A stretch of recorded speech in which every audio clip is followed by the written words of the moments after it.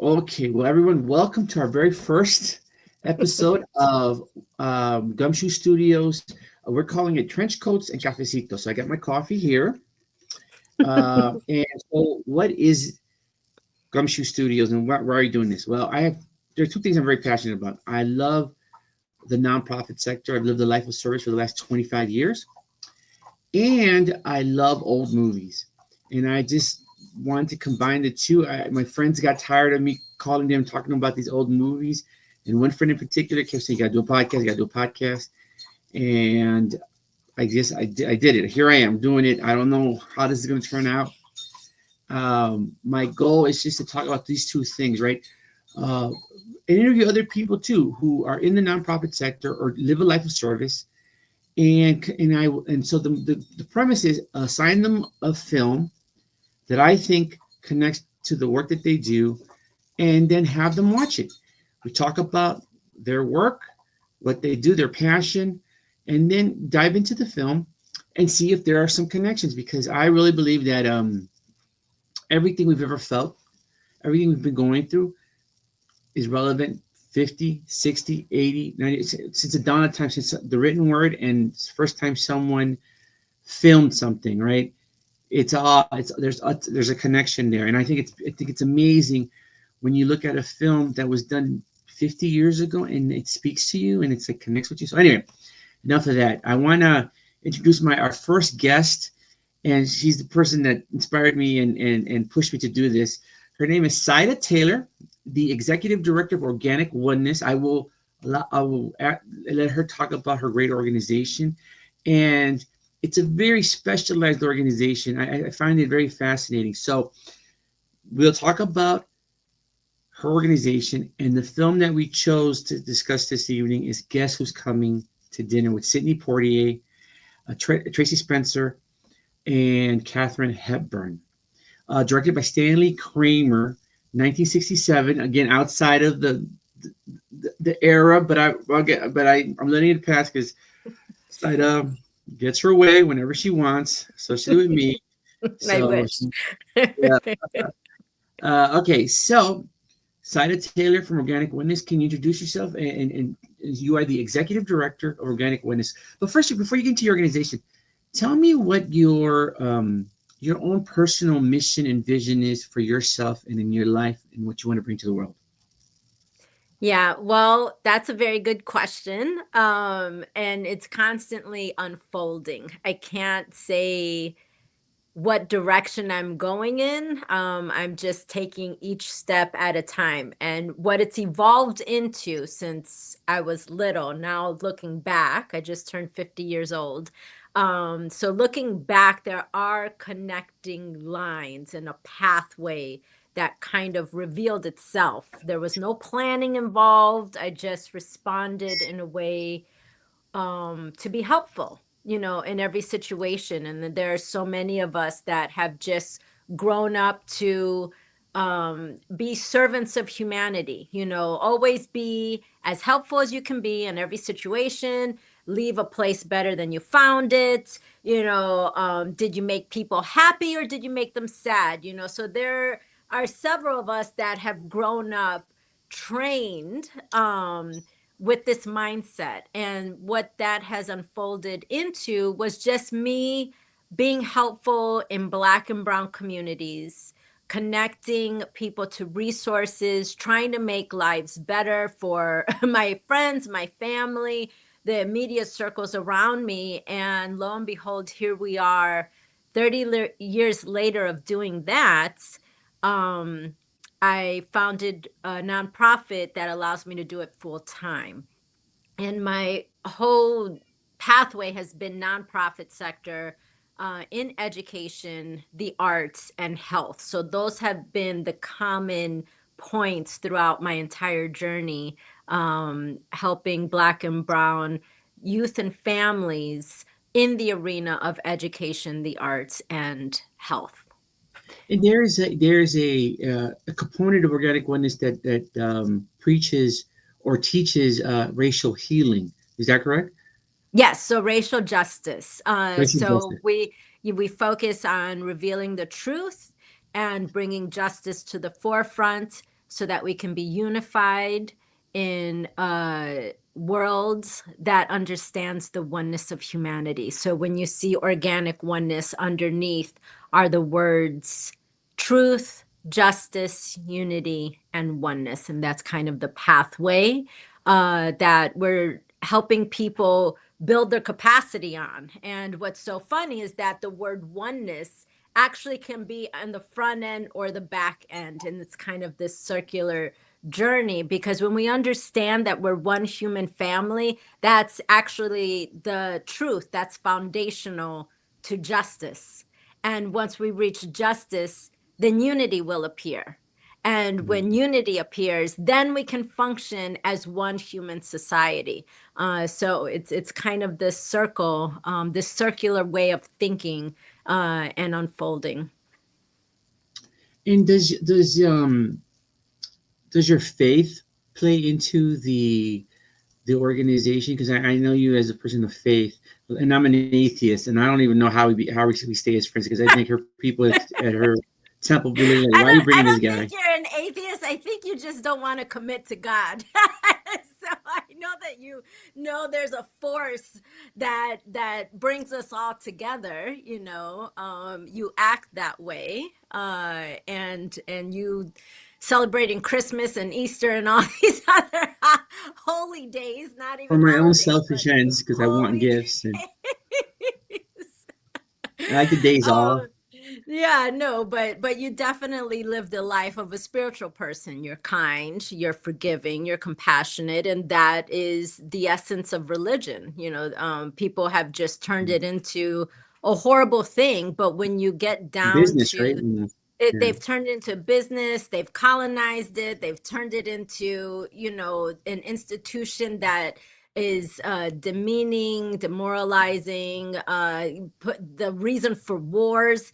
And when you get to each of the holy books and the essence of every religion, all of them actually talk about truth, love, justice, unity, peace, compassion, forgiveness, you know, all these virtues.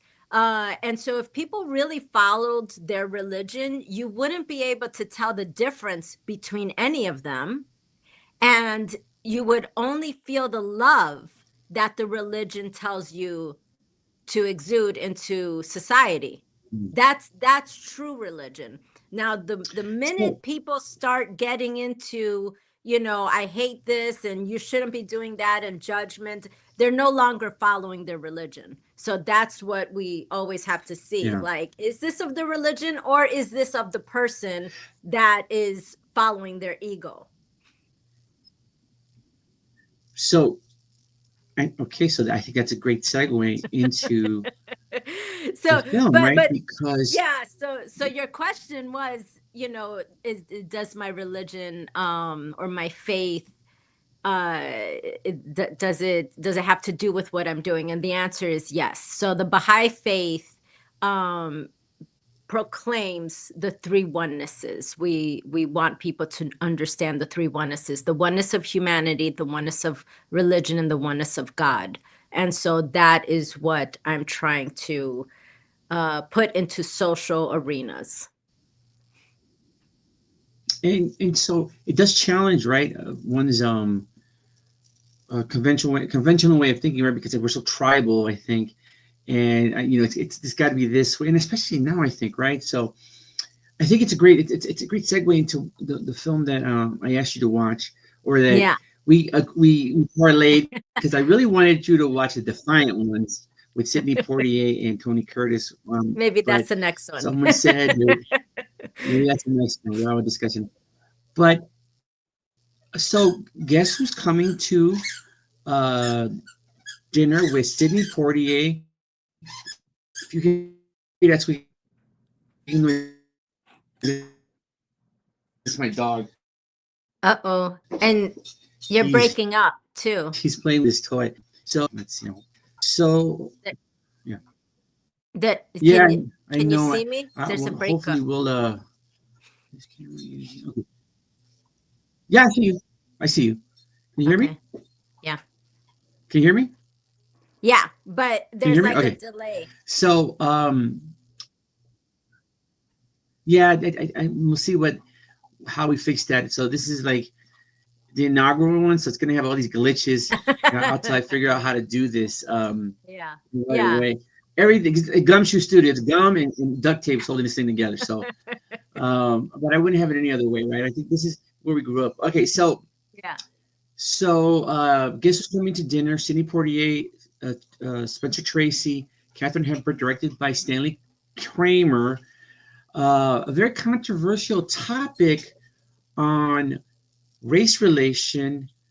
So I kind of break it down into like two or three categories: race relation, generational relationship, and actually, when I look at the film, I think about the women in this movie who want to push something forward, which I think in the nonprofit sector, if it weren't for women, I don't think there would be a nonprofit sector. I think women in our communities, especially communities of color, really are the ones that push things to the forefront. And so let's just talk about the movie. So was this the first time you watching Guess Who's Coming to Dinner? So this was the first time I watched it from beginning to end without interruption. This Okay. was one of the movies that, I caught a little bit when, cable was on, and I just caught like the tail end of like, oh, this is the movie that people used to talk about. And you know the history of it. I remember this other time I just caught like the middle of it. This other time I caught the beginning and was like, I haven't seen it, so for many years it's been just one of those movies that I haven't watched from beginning to end, but I know the general essence. I know like what happens, but it was really really fascinating. um I mean, it could have been written for today, I, honestly. I honestly think that too. So now, in full disclosure, so you are in an so am I, in an Mhm. interracial marriage. Your husband is African American and also white. Mhm. I'm married to a Filipino woman, and I have adopted three children, two African American and one son who is white, but we think mixed with someone else. So it's a really we have these eclectic families, and you have a daughter who now I guess would be triracial because she'd be Latina, African American, and also white. So that's Right, amazing. right. Yeah.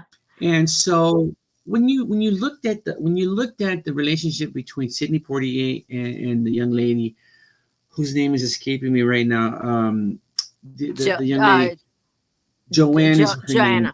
Joanne. Uh-huh. Joanna. Did you see anything that kind of connected you and your husband? Where there's some moments that were like, wow, I think we might have felt that. We might have felt people staring at us. We might have felt even ourselves questioning: Is this the right thing to do? Is it going to be too much? Uh, will there be too much pressure placed on these different cultures? What were your thoughts on that? Just talk about the relationship first, and we can move into other things. Yeah, so what I've been blessed with was growing up in the Baha'i faith, and they actually promotes interracial relationships and marriages. And that's a way to bring humanity into a more unified place. So it's not the way, it's a way. So I don't want people to Anyway, mistake like, oh, we shouldn't, marry. No, so this is a way that we can push humanity and advance us towards being more unified. Because when you get married to someone, you are now a part of all the family dynamics. You are understanding on a very all the intimate drama. level what everybody goes Yeah. through on a day-to-day basis. And so it was being married to Kelsey um, that helped me really understand what does a Black man go through in America on a day-to-day Mm. basis, going to work, driving in their car, and seeing the amount of stress, the amount of injustice, the amount of from every angle. And so I had many people around me um that just kind of spoke of this as our natural way of being as Baha'is.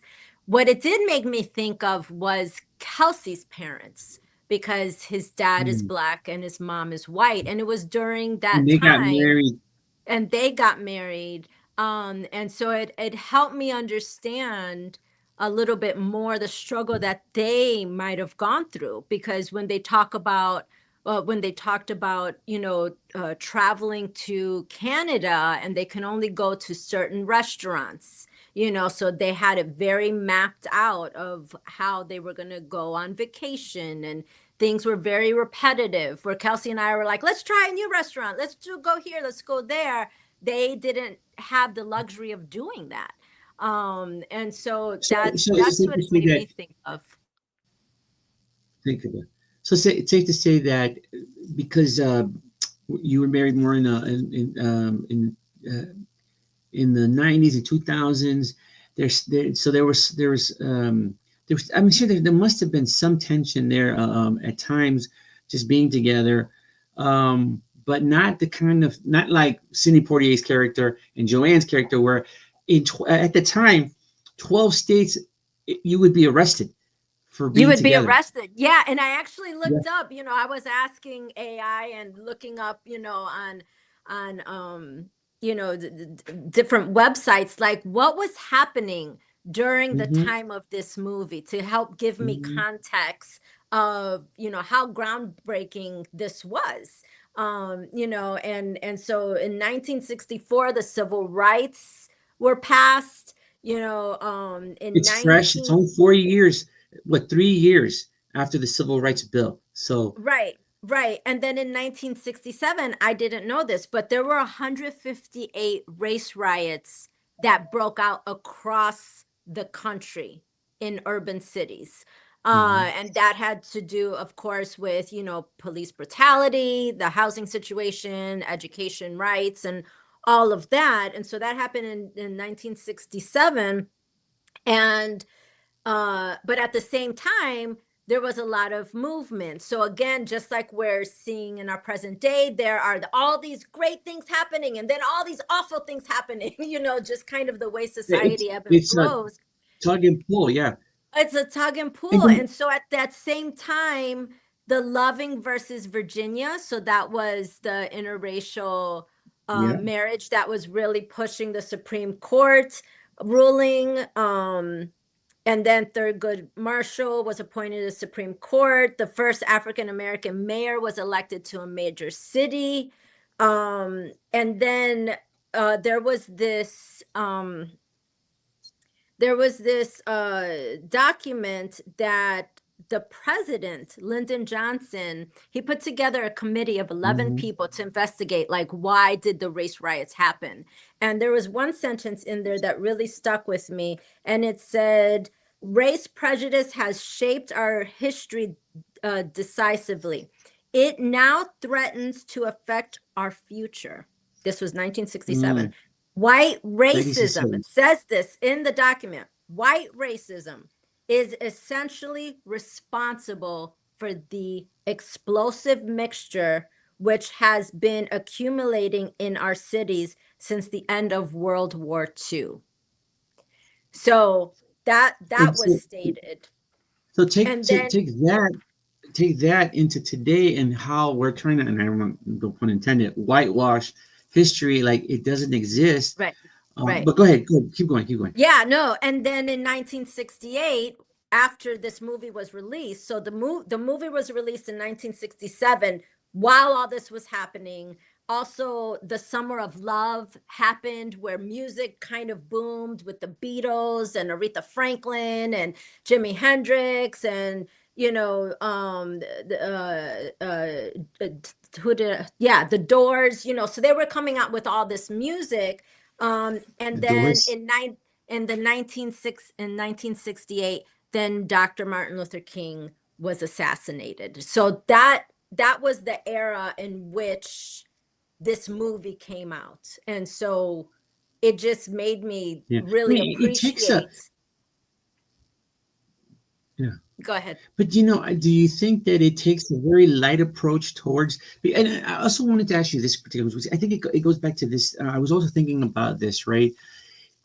Sidney Poitier's character had to be perfect Right. he And had to be everything. flawless in everything, right? And do Mm-hmm. you think I think that still is something that exists today, where like if you're a person of color, I mean, you Mm-hmm. have to be almost flawless in order Yeah. to advance, and it almost seems unfair. Where like You have to be I twice as give you, good.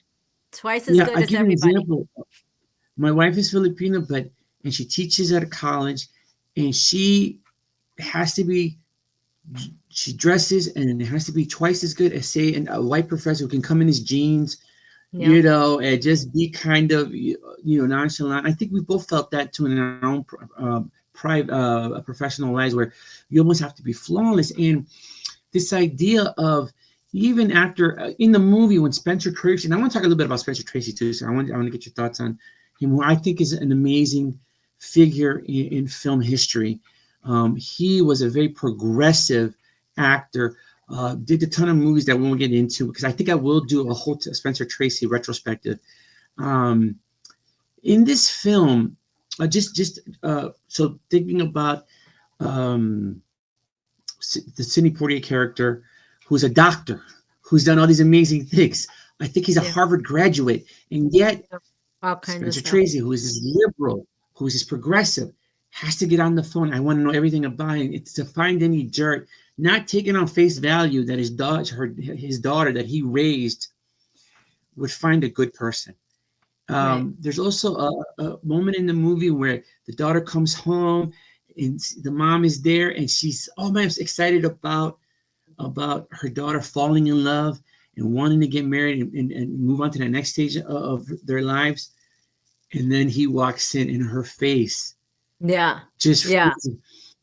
I think that that movie really does challenge any progressive person, because you know what, I will be the first to admit that I grew up in a very homophobic environment. Everything was about manhood. And then when I Mm. got out into the world and got involved in the arts and met people who were from the LGBT community, I really had a hard time struggling. And I thought I was I thought I was open minded. Yeah. Do you feel that folks that are progressive whites, do you think that they're progressive whites because they're in a safe environment, or do you think that when push comes to shove, do these things bubble up? Is that just a natural part of human conditioning, human nature, or is that something learned? Yeah, so I don't think it's human conditioning. I think what's conditioned, what's learned is racism and hate. I think that's what's learned, and we have to unlearn that. And But does I it dwell, even if you're a good person, does it dwell somewhere in the back of the mind? I just wanted, I Well, wondered those are the about that. things that we have to fight against, because we're swimming in things that are hateful, that are biased, that are racist, with the media, how people are portrayed, that is constantly bombarding us. And so we have to actively, all the time, be looking in the mirror and challenging ourselves. That's the current work right now. We have to be challenging ourselves all the time. Am I looking at this person equal to how I am? And if not better, can I be a servant to this person for the sake of, I know you don't believe in God, whatever, but for the sake of God and spirituality and our interconnectedness as Yeah, humanity, can I be in love, and not just in a romantic sense, but in a no, no. friendship sense, in As a where human, as a as a human, human being. And the test, what right? I really liked about this movie is because the true test for anybody is, who is my child going to marry and bring home into our family? Because it's Right. one thing, oh, I work with folks, I go to school with people, we hang out, but the line, I think, for people to really be tested is, can I bring them home and make Yeah. them a part of my family? Yep. So that's where I think a lot of people might be, some people embrace it, they're like, yes, of course, like, this is how we move forward. This is how we advance. This is good for us. This will help me In the reflect. This will, movie, so it's the mindset. yeah. And but what really got me was Mhm. the upbringing when the wife and the husband were in the room when they just found out that he was black, and they were in his office, and she says to the husband, um we raised her to see the See good in everyone, all, to see all people. everyone. And we this is how we raised her, and we didn't say, but don't marry a black man, or whatever the phrasing Yes. was. And Crazy she was, said, we yeah. didn't say that. We said to love everybody. Everybody is, and so that was a good reflection, I think, for a lot of people, of like, okay, yeah, you say all these things, but now it's time for you to live the life. And are you Live that life. capable of doing that? And if you're not, then are you still willing to look in the mirror and investigate that? Or are you going to push against it? You know? So, I think there was a moment there where Spencer Tracy is looking at himself in the mirror and questioning. I think there's a moment in everyone's life where you have, if you are a person that wants to be part of humanity, you look in the mirror and you have to decide what kind of person you're going to be, or decide, am I the person I thought I was? right. Um, Let me just take a step back to now. So now Sidney Poitier brings his mother and father to they come from the airport because they want to meet his girlfriend, and they also, being African American, are kind of shocked, especially the father. He has a hard time. So when I said before that this is not just about race relations, it's not about romantic relations, it's all those things, because it's very layered. I think it's also generational, right? Because at one point, um, the father says, "I have worked too hard and done too many things to put you where you are for you to do this to me," and the son turns around and says, "You don't own me. Mm-hmm. I love Mm-hmm. you. I respect you. Mm-hmm. You see yourself as a man of color. I just see myself And as a see man." myself as a man. Yeah. Yeah. And I think that's another struggle that I think, especially I think in communities of color and minorities and people that come from other countries that can want to cling to kind of a cultural thing, and their children diverge from that. And I think you and I once had a debate on, like, our children aren't really ours. We set them Mm-hmm. up. We do the best we can. They will diverge from the things that we hold true to ourselves, because they have to develop their own truths and their own set of what they cling to. That was very powerful to me, because I know my mom and I clashed a lot, because she had a certain way. She was also a very strong religious person. Maybe that's why I'm not into religion, because she was a heavy Bible thumper. But did you see that part of it too, in saying your relationship with your daughter as she's growing and coming into her own? Did you find a divergence there? And did you see a generational shift where the things that you maybe hold true, she doesn't quite hold it? Because back to my kids, the things that I think are important, yeah, it's important, but this is really more important to me at this moment. What do you think of that aspect of the film?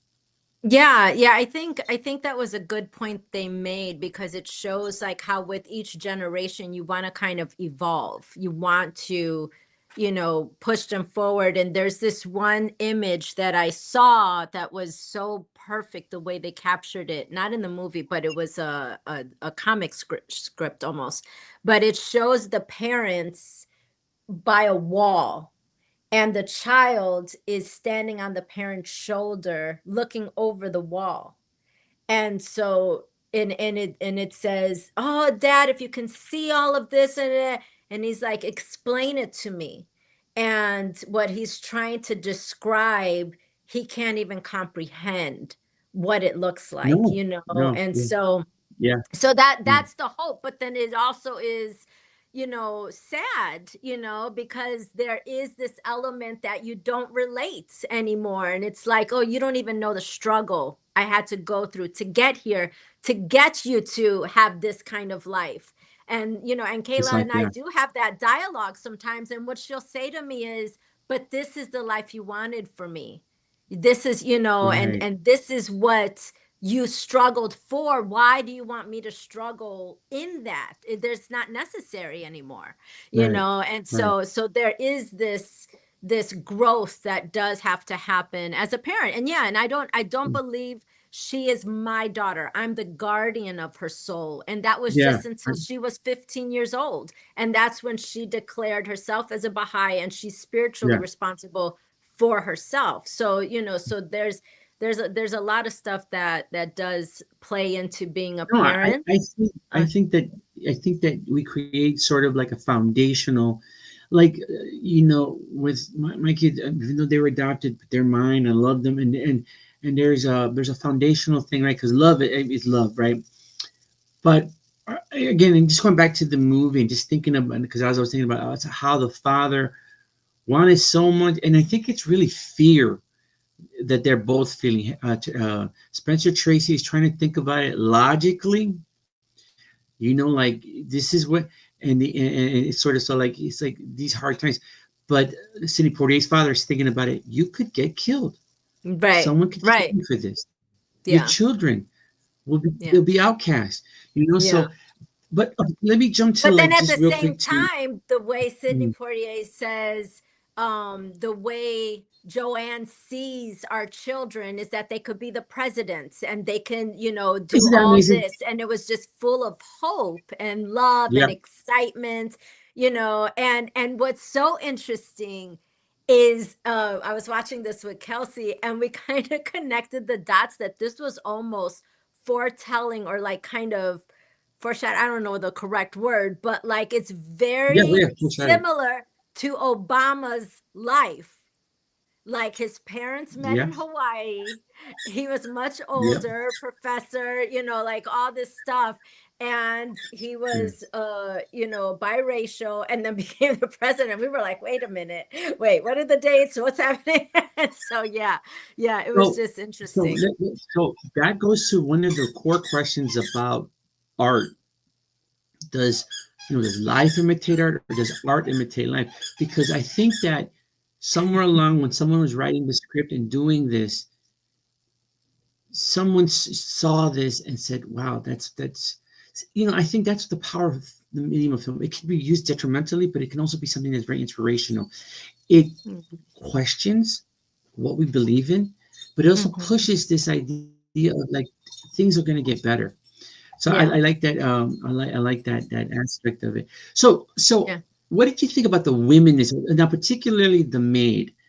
Mhm, This is another kind of, I think, intense moment where the maid says, I can't stand when someone thinks they're better than me or better than mhm, their class. I didn't take that, and then mhm, she attacks him verbally mhm. because it almost reminds me. I don't know if you've ever read The Bluest Eyes by Toni Morrison, where No, like it's one of this, those again this where I black girl, dabble in and dabble out. she wants blue eyes because she thinks her mom will love her because the mom raises these white kids with blue eyes, and the mom is just cruel to this dark little skin girl. It's almost the same kind of concept. The maid cannot see beyond her own pain, Mhm, and she is demeaning this doctor, this well established, well educated man. Instead of uplifting him, she drags him down, and mhm. it Yeah, reminds me of, in my own personal life, like thinking about Latinos who voted for Trump, right? Like, what the yeah, fudge? Like, yeah, yeah, yeah. Well, why would you that's do? that's the injury, What is right? that? That's the injury of racism. Like that's the harm that it does, is that we're not able to cheer each other on. We're not able to, because it has damaged our own human worth. And so when Mhm. you're hurting, it's hard for people to say, okay, you made it, because it's just a reflection that I didn't and I couldn't. I So couldn't. there are a lot of layers to that, and so many people can analyze that all day long, but yeah, that just boils down to the harm that racism does. It's heartbreaking, isn't it? It It is. makes It's it it's hard to like it's want to be compassionate Yeah, to because someone even who. when you're trying to be successful, you are conscious, at least a lot of people in Black and brown communities, we are very conscious. Like, I don't want to talk about how many degrees I have in front of Mm, people. I don't want to, mm, show off, quote unquote, what I'm doing, yes. because it Yeah. will make them feel bad. So Yeah. that is something that is still apparent today in a lot of circles that I'm in, Mm, and people that I come across. So I know a lot of doctors, that they just, oh, no, no, don't say, don't use my title. But that's something mm, that we should praise. That's something, wow, you made it. Because to get to that level from this community or that community, and all you had to go through, and the sacrifices that our parents and everybody had to put into you to get to that level, we should praise it. I would probably tattoo doctor on my head so everybody knows I've reached this level. But that is, it's hurtful, and I can feel that pain is in our communities to this day. So that's very real, very, very So, real. so let me not. I just want to take it. So the mothers in the movie, Katharine Mhm. Hepburn. I also wanted to say that the priest, the Father Monsignor, a man of Yeah, faith, who was I loved overjoyed his role. Yes. by, yeah, that actor. I can't remember quite his name, but he's been in a ton of movies, old movies. Like I can see all these actors, and even the father of Sidney Poitier was a radio actor, and I have a couple of his radio programs where he's in it. He's in it. So the mothers, right? I think that But wait, before we go on to the mothers, the faith um role in that connection. Yeah, is what yeah, it should be doing in society. He was in saying society. love is love. This is something that, did I write it down? But it said, he basically talked about how, there's so much hardship already, that we should love them and encourage, and again, Yeah. use the Why make it virtues. worse for them? Yeah, Why make it worse yeah. for them?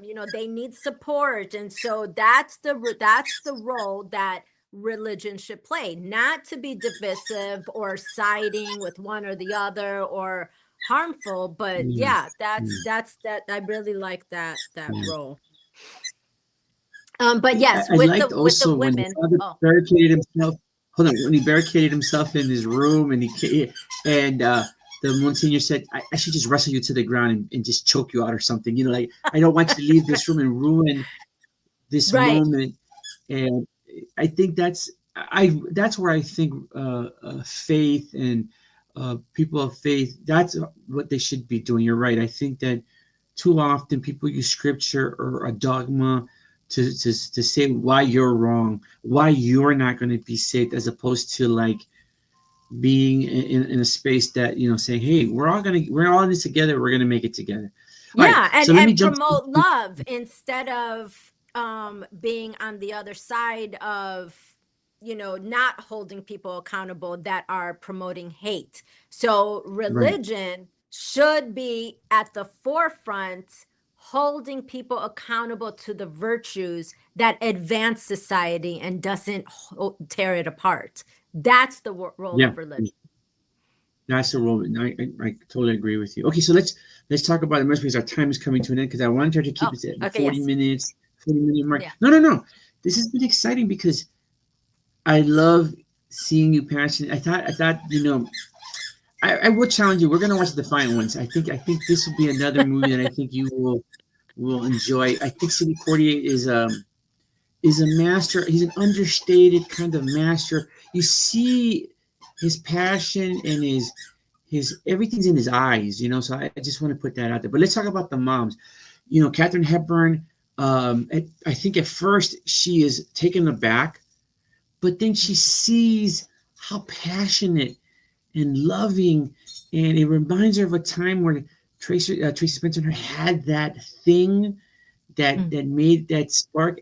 And then the mother of Sidney Poitier, same thing. Like she is also scared and taken aback, but she sees the love and she Mhm. realizes we had that at one time. There was a thing there where it was us against the world. Right. nothing was ever going to stop us. But you fall into a comfort zone, and you create roles for yourself, and you sort of, I don't want to say lose it, but you forget what that feeling is. What do you think Yeah. about that aspect of them? I thought it was beautiful. I think again, forgive me, the mother Sidney Poitier, that actress was so understated and so beautiful, and Mhm. just you could see that somewhere this was coming from a real place, Yeah. like this pain Yeah. of knowing that someone that you love is going to go into a relationship or go into something so dangerous and so forbidden that they Right. may not come out alive. Tell me Right. what do you think of those Yeah, no, their roles and I love the role that the women played in this. And in the Baha'i faith, it talks about how women, when given access to the highest um, realms of power in society, we will attain world peace.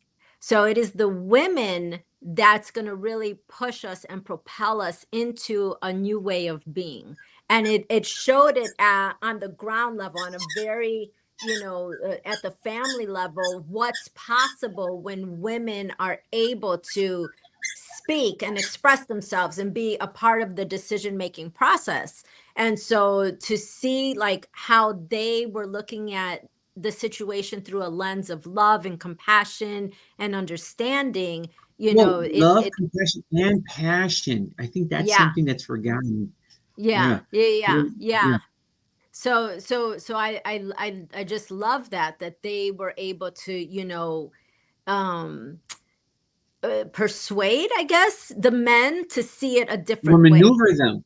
Even Maneuver, though they yeah. weren't And totally, they were able to. I think I think that's the strength of women. I wish Kamala had won. I think we'd be in such a better situation. But that's for another day. Uh, and then yeah, finally, I wish she would have won, but I dread if she did win, what would this administration have done to her if she did, and so but that's a whole other that's all story. other thing. But Yeah. that's But so, I can see where this movie also foreshadows this emergence of women being not just the wife, not just the support, but like being an equal partner. I thought that was amazing.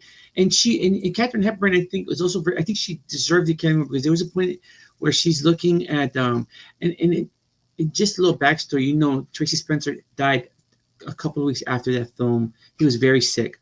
That was his wow. last film. So Oh when my God, he's I didn't doing know that. that final monologue, that's his last words on film. You Wow. know, what do you think of Tracy Spencer as a character, as a man with a good heart, a man who loves his family, a man who tries to see the world as, hey, there's no one is better than me, I'm not better than you, but then he's confronted with this that challenges everything that he preaches or believes in. And I think that's an honest conflict. I think that sometimes we're really quick to label someone racist when I think sometimes they may be racist adjacent. Like someone who's never been around an immigrant population and has all these fears. I can't fault them and be too mad at them because they've never really been around, or someone that Yeah, but why maybe. is the reaction fear? Well, that's a good question, So right? why, Why? so What do you think? Go that's ahead. what we always have to kind of undo, the unconscious biases, so we walk around, yeah, being nice, but unless we're going at a deeper level and unraveling and constantly questioning our unconscious biases, and it's these scenarios that we're put into, and it's like, oh, wait a minute, like, let me really reflect. If we don't have those muscles of reflection and pausing and seeing my own character and focusing and holding myself accountable, if we're not constantly practicing that, what is going to come out is fear and hate, Hmm. and being very dichotomous of like, it's either me or you, and Yeah. Yeah. these things are gonna come out. So you have to have those muscles, those mental muscles developed, of holding yourself accountable to, again, the virtues.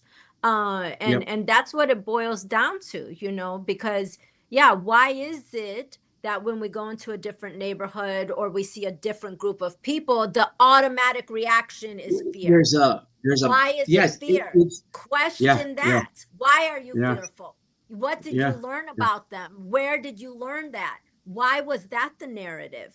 What yeah, is their yeah, narrative? Can you go over and talk to them and learn for yourself firsthand what their story is with a yeah, compassionate ear and loving heart? yeah. Can you No, do no, I that? agree. I that's so true because even myself at times, if I'm from an environment where I draw back, like Um, so okay, so to wrap up, your thoughts on the film? Did the film was there a connection there for you? Both intellectually, obviously, because you really came up with some great things and it caused you to do some research. I love it. Emotionally, did it connect? Because I will tell you something, but this is me. This is who I am. Because I knew the backstory of Tracy Spencer, and I knew that was his last film, and I knew. So at the end of the movie, I got kind of emotional, and I cried a little because I thought about, wow, this here. If you knew his history of being this progressive actor who did these kind of controversial movies, pushing a progressive agenda and trying to push a positive message for it. He's in a film called Inherit the Wind, where he's a Mm, lawyer defending a teacher who's trying to teach um, evolution, and the teacher's arrested and mm, almost lynched. He's a white right. teacher, but they were going to string him up because he's not teaching about God. He's teaching about evolution, and he Mhm, goes and very controversial at the time. And right. he said, if we don't learn anything, the only thing we're going to inherit is the wind, and it'll go right past us. Yeah, So anyway, I think about those yeah. movies because I'm a huge fan. But what were your lasting impressions about this movie? Where did it connect with you, and how did it connect with you? Yeah, well, one, it did make me appreciate what people had to go through throughout time to get to a point where I can marry someone that is of a different race, of a different religion. Kelsey and I are both Baha'is, but just having that freedom to Mhm. marry someone who does not have the same exact background that I do. Um, and and so just reflecting on what people had to go through it, and it made me feel a sense of obligation and more accountability to my role now, and how can continue advancing society to a place where yes, love can be love. And what does love look like, within the institution of marriage, but then also in Mhm. society, in our Mhm. communities, Mhm. with And it's messy, right? individuals, Yeah. and with institutions, so like how can an institution such as like the hospitals or the school system, systems of justice and law, how can they do things through a lens of love and not a lens of fear, not a lens of punishment, not a Mhm. lens of Mhm. divisiveness, but through a lens of this is a fellow human being that I'm interconnected with spiritually, Mhm. and how can I help them be happy when they're in front of me? How can I advance society to a But place? here's yeah. Yeah, go on. No, here's the challenge though, right? Because love is messy. Love is compromising. Love is so how do we get to a point where like I can love someone, but man, you voted for this person, or you believe in this and I don't believe in that.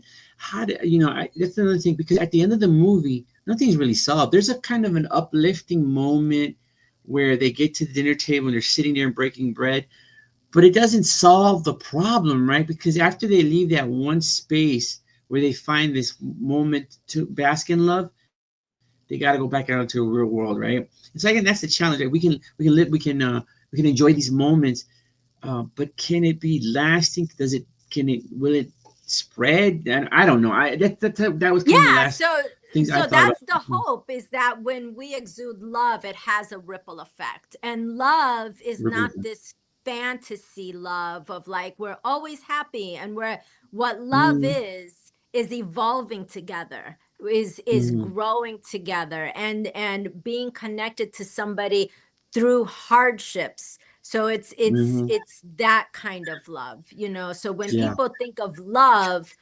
when it gets hard, we say it gets messy, it's too much trouble. But Mm-hmm. love, no matter, when there is love, there's always time and nothing is too much trouble. So Yeah. that's the Yeah. kind No. of love that Really. we need to get to. Okay, we're gonna end it there. That's perfect. So, so do you give the movie a thumbs up? Oh my God, 1,000 times over. And I'd have to watch this again with Kelsey so that we can really enjoy it, and look at the many layers that are within it, and Yeah. really relate to it on a whole other level. It is fuel for people that are in racial justice and helping advance society, you know. So I think that's a good film to just kind of ground yourself in. I think it's a good conversation starter for people Yeah. that aren't that don't have the privilege to be in diverse places, you know. Mm-hmm. And yeah, but let's investigate, how is everybody feeling about this. I think it's good for conversations and meaningful you know, just gatherings. And yeah, it was a really really good insightful movie, and I'm just in shocked of how groundbreaking that was, looking at the context of history of when it came Mm-hmm. out. So Okay. yeah.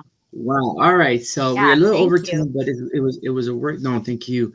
Well, I got thank you too because you're the one that pushed me to do this. So okay, so we'll see what happens. Okay, so is there anything you want to plug that Organic Oneness is doing that we can promote on the channel? Just anything that right now that you can think of that get folks, will if where can they go to donate, whether it's in kind or of course funding is always important. That's the biggest challenge, Funding's right? always important. So, Yeah, especially during so the landscape of society right now and what's going on with all the cutbacks. But I would like to plug our King Day of Service. So this is our 8th annual King Day of Service. So on MLK Day, we're honoring Dr. Martin Luther King Jr. and the legacy, and honoring what he did for America in the civil rights. And we're bringing together over 300 volunteers, and we're in over 10 service sites. We have 6 top muralists in Chicago, beautifying spaces in Chicago public schools and local organizations. So you can donate on Organic Oneness.